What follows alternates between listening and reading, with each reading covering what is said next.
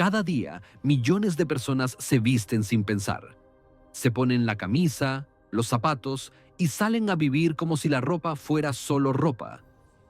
Pero hay un pueblo en el mundo que lleva más de 3000 años usando cada hilo, cada nudo, cada color como si fuera un mensaje cifrado. Un código que no está escrito en ningún libro de moda. Está bordado directamente en su historia, en su ley, en su pacto con Dios. Lo que estás a punto de descubrir no se enseña en las universidades, no sale en los documentales de Netflix. Es el lenguaje silencioso de la ropa judía. Y cuando lo entiendas, nunca más vas a mirar una prenda de la misma manera. Hay mensajes escondidos en cada dobladillo. Hay contratos con el cielo tejidos en cada esquina de su manto. Y hoy, en este video, te los voy a revelar todos. Antes de empezar, quiero que veas lo que te espera, porque esto no es un video sobre costumbres exóticas ni sobre tradiciones de otro mundo. Cada tema que vamos a explorar hoy tiene algo que decirte a ti, ahora mismo, en tu vida cotidiana. Quédate hasta el final. El último tema cambia todo lo que creías saber sobre el primero. Hay algo en las esquinas de la ropa judía que el mundo moderno simplemente no sabe leer. Se llaman tzitzit, 4 mechones de hilo que cuelgan de las 4 esquinas de una prenda especial llamada talit katan. A primera vista, parecen flecos decorativos. Pero lo que nadie te dijo sobre esto es que cada uno de esos mechones está construido como un mensaje matemático, como una ecuación sagrada que lleva 3000 años sin cambiar. No es ornamento, es un recordatorio programado en el cuerpo de quien lo usa. Hoy vivimos en la era de las notificaciones. Tenemos teléfonos que nos recuerdan todo: tomar agua, meditar, llamar a mamá, y aún así la gente olvida quién es. Olvida sus valores en la primera tentación. Olvida sus promesas cuando nadie mira. Hace 3 milenios, el judaísmo ya tenía resuelto este problema. Y la solución no era digital, era textil. Los números en los nudos del tzitzit suman el valor numérico de las palabras hebreas que significan Dios es uno. Cada vez que el hombre baja los ojos, el cuerpo le recuerda lo que la mente tiende a olvidar. El Talmud cuenta la historia de un hombre que estaba a punto de cometer un acto del que se habría arrepentido toda su vida. Había viajado lejos, había pagado una gran suma y cuando estaba a punto de cruzar esa línea, los tzitzit de su ropa le golpearon la cara. Solo eso. 4 flecos balanceándose en el aire. Y el hombre se detuvo. No porque tuviera un ángel guardián, no porque una voz del cielo le hablara. Se detuvo porque llevaba en la ropa la instrucción que le había metido su propia comunidad desde niño. Mira estos nudos y recuerda quién eres. La ciencia tardó siglos en confirmar lo que el judaísmo sabía desde siempre. Hoy los psicólogos llaman a esto anclaje cognitivo, usar un objeto físico para interrumpir un patrón mental automático. Los mejores atletas del mundo tienen rituales físicos antes de cada competencia. Un gesto, un toque, una prenda específica, porque el cuerpo activa la mente de maneras que las palabras no pueden. El tzitzit no es superstición. Es neurolingüística de 3000 años de antigüedad. Llevas contigo tus valores todos los días. Los llevas en la cabeza, dicen. En el corazón, dicen. Pero el judaísmo hace una pregunta que muy pocos se atreven a responder. ¿Los llevas en el cuerpo? Y si eso ya te hizo pensar, espera a ver lo que viene ahora. Porque el siguiente tema habla de la ropa que un hombre solo usa 2 veces en su vida. Hay algo en el judaísmo que fue ignorado por siglos. O quizás simplemente nadie se atrevió a mirarlo de frente. El quitel es una túnica blanca, simple, sin bolsillos, sin adornos, sin costuras elaboradas. Parece ropa de hospital o de teatro antiguo. Pero lo que nadie te dijo sobre esta prenda es que un hombre judío ortodoxo la usa exactamente 2 veces en su vida. El día del perdón, cuando se para ante Dios a dar cuentas de todo lo que hizo ese año. Y el día en que lo entierran. La misma ropa, el mismo blanco, el mismo silencio. Vivimos en una cultura que ha convertido la muerte en un tabú absoluto. No hablamos de ella en la mesa, no la enseñamos en las escuelas.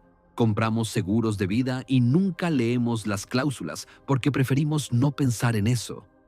Y sin embargo, las decisiones más importantes, cómo vivimos, con quién, para qué, son exactamente las preguntas que solo cobra sentido hacerse cuando aceptamos que el tiempo se acaba. El judaísmo entendió esto hace 3000 años y construyó un recordatorio anual. Una vez al año, vístete como si fuera tu último día. Y mira cómo cambia todo. El rabino Eliezer ben Hircanus, uno de los grandes maestros del Talmud, fue visitado por sus alumnos cuando estaba enfermo y postrado. Ellos llegaron esperando consuelo para él, pero él los miró y les preguntó, ¿sabían que la muerte los espera? Los alumnos se turbaron. ¿Cómo podía hablar así en ese momento? Y el rabino respondió, entonces, ¿por qué no viven como si lo supieran? No era crueldad, era la misma filosofía que está cosida en el quitel. La conciencia de la mortalidad no paraliza, libera. Jeff Bezos tiene una pregunta que usa para tomar decisiones importantes. Se llama el ejercicio de la silla de ruedas. Imagínate a los 80 años, mirando hacia atrás. ¿De qué te arrepentirías? Es básicamente la misma tecnología mental que el quitel. La ciencia del comportamiento llama a esto distanciamiento temporal. Proyectarse al final de la vida para evaluar las decisiones del presente con más claridad. El judaísmo no espera a los 80. Lo practica cada año, cada Yom Kippur, vestido de blanco. ¿Cuántas veces en el último año tomaste una decisión que no tomarías si supieras que es la última? Ahora viene algo completamente diferente, algo tan pequeño que la mayoría de la gente ni lo nota, pero que carga uno de los mensajes más radicales de toda la tradición judía. Parece un simple casquete, un círculo de tela sobre la cabeza. Lo usan hombres de traje, hombres de jeans, rabinos con barba larga y adolescentes con auriculares. La kipá es tan pequeña que apenas cubre la coronilla. Y sin embargo, lo que nadie te dijo sobre esta prenda minúscula es que su mensaje es quizás el más radical de toda la tradición judía. No está escrito en ella. No hace falta. Está en lo que significa ponérsela. Hay algo, o alguien, por encima de mí. Siempre, en todo momento. El siglo XXI es la era del ego máximo. Las redes sociales se construyeron sobre la premisa de que tú eres el centro del universo. Tu foto, tus opiniones, tu historia, tus logros. Los líderes más admirados hablan de marca personal, de ser tu propio CEO, de nadie te va a salvar, sálvate tú mismo. Y mientras tanto, el pueblo más exitoso en términos de premios Nobel per cápita en la historia, un premio cada 175 horas en el último siglo, usa literalmente un símbolo físico que dice exactamente lo contrario. Yo no soy lo más alto que existe. Hay una historia en el Talmud sobre un niño cuya madre lo cubría la cabeza constantemente y le decía, que el temor al cielo esté siempre sobre ti. Años después, ese niño se convirtió en el rabino Nachman bar Itzhak, uno de los sabios más importantes de su generación. El Talmud atribuye directamente su grandeza a ese hábito físico diario, no a su inteligencia innata, no a sus maestros, a una tela pequeña sobre la cabeza que le recordaba, segundo a segundo, que el mundo era más grande que él. Los estudios sobre liderazgo de la última década apuntan todos en la misma dirección. Los líderes más efectivos no son los más seguros de sí mismos, son los más conscientes de sus limitaciones. La humildad cognitiva, la capacidad de decir no sé y me equivoqué, predice el éxito ejecutivo mejor que cualquier otro rasgo. La ciencia tardó siglos en confirmar lo que el judaísmo sabía desde siempre. El hombre que reconoce un techo sobre su cabeza piensa con más claridad que el que cree que el cielo le pertenece. Hay una diferencia entre saber que no sabes todo y vivir cada día como si lo supieras. Y si ese era el mensaje de lo más pequeño, prepárate para lo que carga lo más grande. Porque el siguiente tema es el que más me sorprendió cuando lo entendí de verdad. Hay algo en la imagen de un hombre judío envuelto en su talit que nunca se olvida. Es un manto de oración, generalmente blanco con rayas azules o negras, con los flecos del tzitzit en sus 4 esquinas. Pero lo que nadie te dijo sobre el talit es que no es solo ropa de sinagoga. Es una arquitectura personal. Cuando un judío se envuelve en él por completo, doblado sobre la cabeza, cayendo sobre los hombros, está construyendo un espacio privado en medio del mundo. Un cuarto sin paredes. Un silencio sin silencio. Hoy, la gente paga fortunas por la privacidad. Retiros de silencio en las montañas. Aplicaciones de meditación. Cápsulas de flotación sensorial a $100 la hora. El problema no es el dinero. Es que nadie te enseñó a crear ese espacio sin depender de ninguna infraestructura externa. Mientras tanto, durante 3000 años, el judío ha llevado consigo su propio espacio sagrado, literalmente doblado en un bolso. Puede desempacarlo en un aeropuerto, en una cárcel, en un campo de refugiados, y en 30 segundos está en otro lugar. Durante el Holocausto, hubo prisioneros en los campos de concentración que arriesgaban sus vidas para mantener objetos religiosos escondidos. Entre todos los objetos que se documentaron, tefilín, libros de rezos, velas de Shabbat, el talit aparece repetidamente en los testimonios de sobrevivientes. Un hombre que lo usó durante semanas debajo de su uniforme de prisionero dijo después: mientras lo sentía en mi piel, seguía siendo yo. Ellos podían quitarme todo menos lo que llevaba dentro. El talit no protegía el cuerpo, protegía la identidad. La psicología moderna tiene un concepto llamado ancla de identidad. Un objeto, ritual o lugar que estabiliza el sentido del yo bajo presión extrema. Los estudios sobre resiliencia en prisioneros de guerra y sobrevivientes de trauma confirman que quienes mantenían algún tipo de ritual personal, no importa cuán pequeño, preservaban mejor su función cognitiva y emocional. La ciencia tardó siglos en confirmar lo que el judaísmo sabía desde siempre.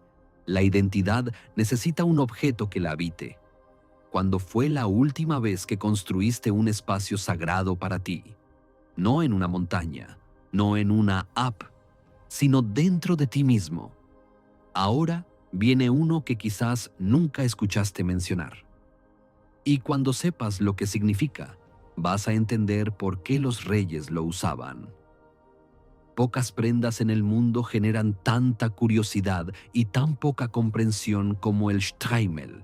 Es un sombrero circular de piel, generalmente de marta o zorro, que usan los hombres hasídicos los Shabbat y días festivos. A primera vista parece extravagante, incluso estrafalario para ojos modernos. Pero lo que nadie te dijo sobre este sombrero es su origen. Fue impuesto como marca de humillación por autoridades antisemitas en Europa del Este hace más de 300 años. Querían que los judíos se vieran ridículos, y los judíos lo convirtieron en corona de rey. Existe un patrón en la historia del pueblo judío que resulta imposible ignorar. Cada vez que alguien intentó humillarlos con un símbolo externo, ellos lo resignificaron. La estrella amarilla de David, que los nazis les obligaron a coser en la ropa durante el Holocausto, es hoy el símbolo más reconocido del Estado de Israel, bordado en su bandera nacional. El gueto, palabra inventada como insulto, se convirtió en sinónimo de comunidad y resistencia cultural. Hay una ley psicológica aquí que el mundo moderno todavía no aprendió. En el siglo XVII, varios decretos en Polonia y Rusia obligaban a los judíos a usar ropa degradante en público como señal de su estatus inferior. En lugar de abandonar esas prendas cuando los decretos fueron revocados, comunidades enteras decidieron mantenerlas, pero elevadas. El sombrero que debía marcarlos como inferiores fue adoptado como vestimenta de Shabbat, el día más sagrado de la semana. Lo que el opresor diseñó para humillar, el oprimido lo reservó para el momento más cercano a Dios. Eso no es resignación, es alquimia cultural. Los psicólogos del trauma llaman a esto reencuadre postraumático. La capacidad de tomar una experiencia de daño y recontextualizarla de forma que fortalezca en lugar de destruir. No es negación, es transmutación activa. Viktor Frankl, el psiquiatra judío sobreviviente de Auschwitz, construyó toda una escuela de psicología sobre este principio. La ciencia tardó siglos en confirmar lo que el judaísmo practicaba generación tras generación. El significado que le das a lo que te pasa es más poderoso que lo que te pasa. ¿Qué es lo que en tu vida alguien te puso como marca de vergüenza y tú todavía no convertiste en corona? Ahora viene algo que muy poca gente conoce, algo que está en el cuerpo, literalmente en la cintura, y que divide al ser humano en dos.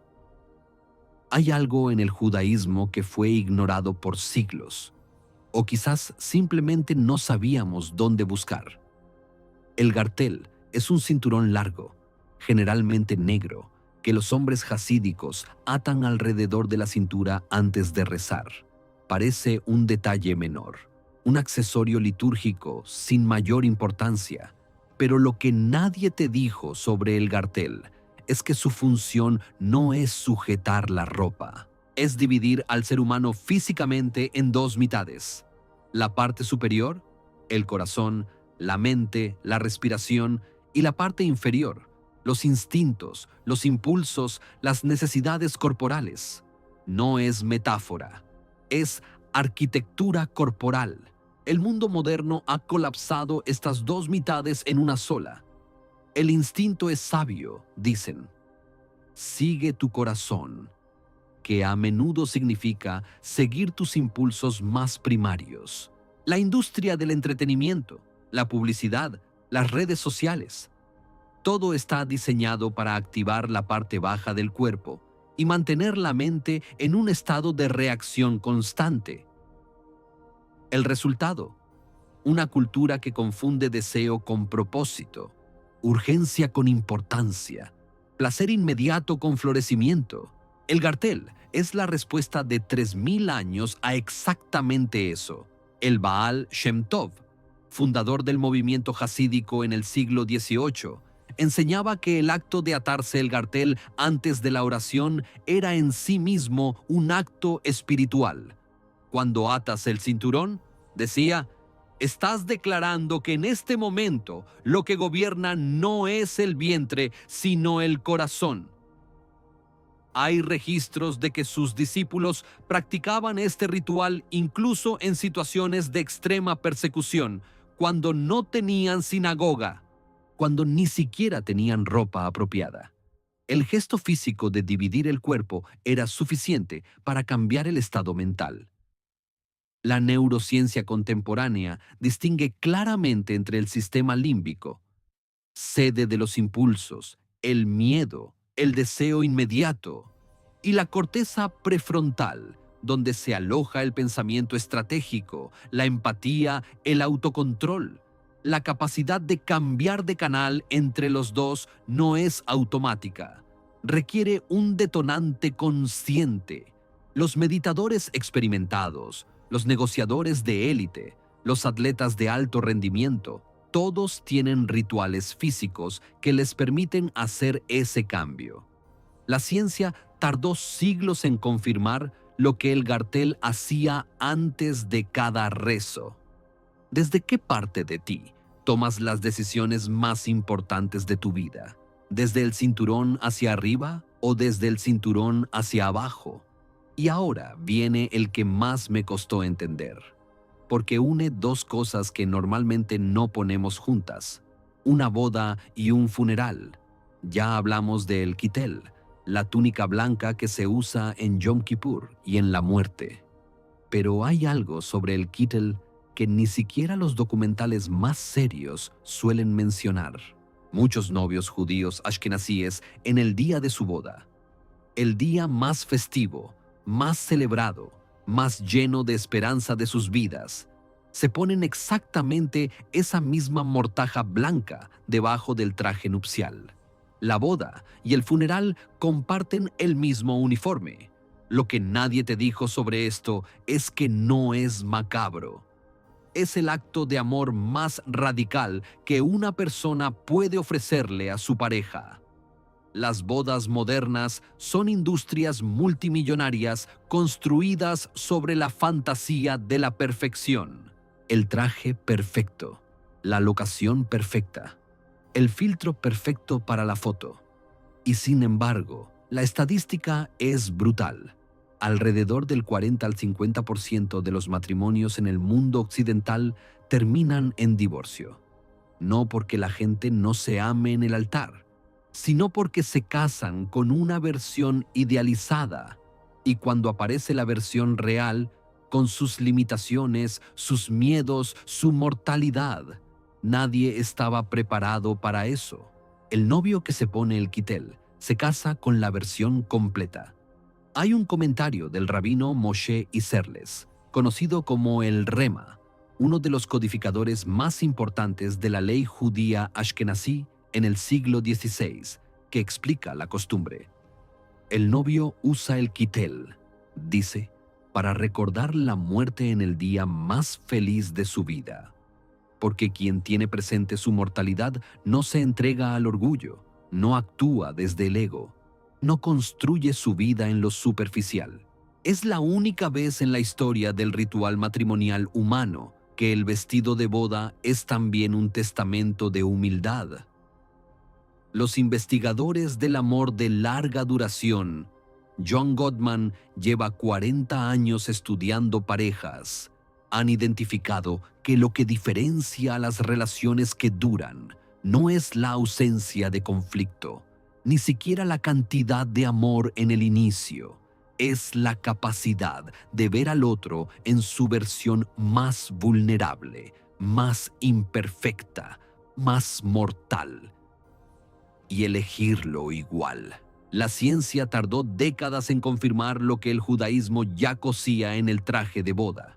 El compromiso real comienza cuando termina la idealización. La persona que amas, ¿la conoces completa? ¿O solo conoces la versión que usa el traje que quieres ver?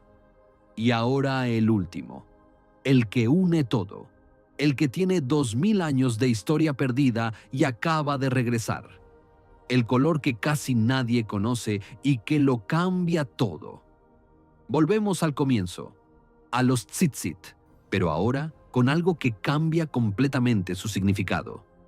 La Torá ordena que entre los flecos del tzitzit haya un hilo de color azul específico, llamado tekelet.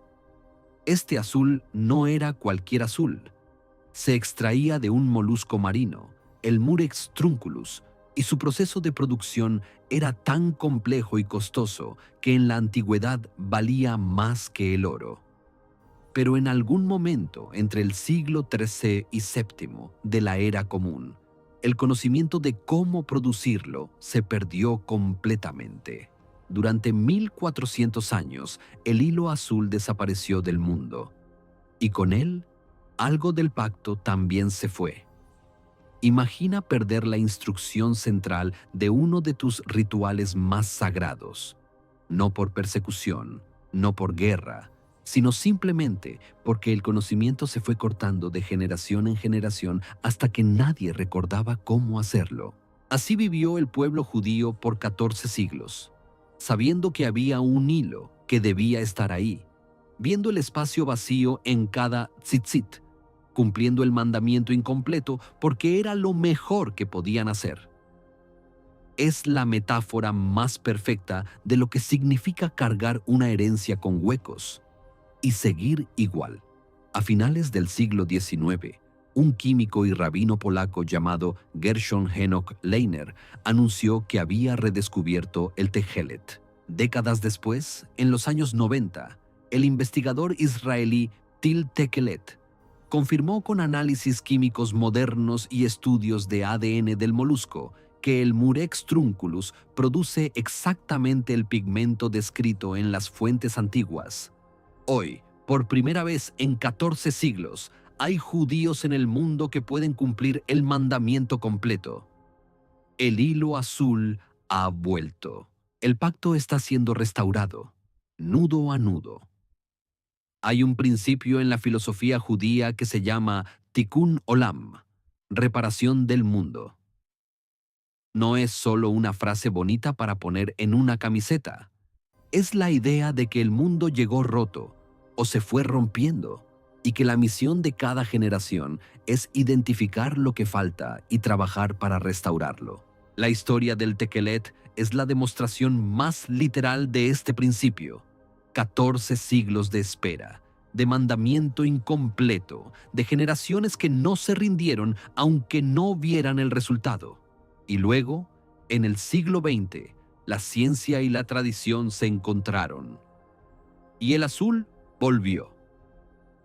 ¿Hay algo en tu vida que lleva generaciones roto, esperando que seas tú quien lo repare? Empezamos con un hilo, con 4 flecos atados en las esquinas de una prenda simple, y terminamos con el color más caro de la antigüedad, perdido durante 14 siglos y recuperado en nuestro tiempo. Entre el primero y el último hilo, recorrimos 8 mensajes que el mundo moderno lleva décadas intentando descifrar con psicología, neurociencia y filosofía, y que el judaísmo ya tenía bordados en su ropa hace 3 milenios. El tzitzit, que recuerda quién eres. El kitel, que te enseña a vivir mirando la muerte. La kipá, que te hace más grande al hacerte más humilde. El talit, que construye un hogar dentro de ti. El shtraimel, que convierte la humillación en corona. El gartel, que divide el impulso del propósito. El kittel de boda, que se casa con la versión completa. Y el hilo azul que prueba que lo que se pierde puede volver. Cada hilo importa. Cada nudo tiene un nombre. Cada prenda es un pacto. Ahora te pregunto a ti. De los 8 mensajes que escuchaste hoy, ¿cuál es el que más necesitabas escuchar? Escríbelo en los comentarios. Con una sola palabra si quieres. Kittel, Tekelet, Gartel o el que sea. Porque me interesa saber cuál hilo faltaba en tu tzitzit y si este video te hizo ver algo que nunca habías visto. Suscríbete, porque esto es solo el primer manto. Hay muchos más secretos por revelar.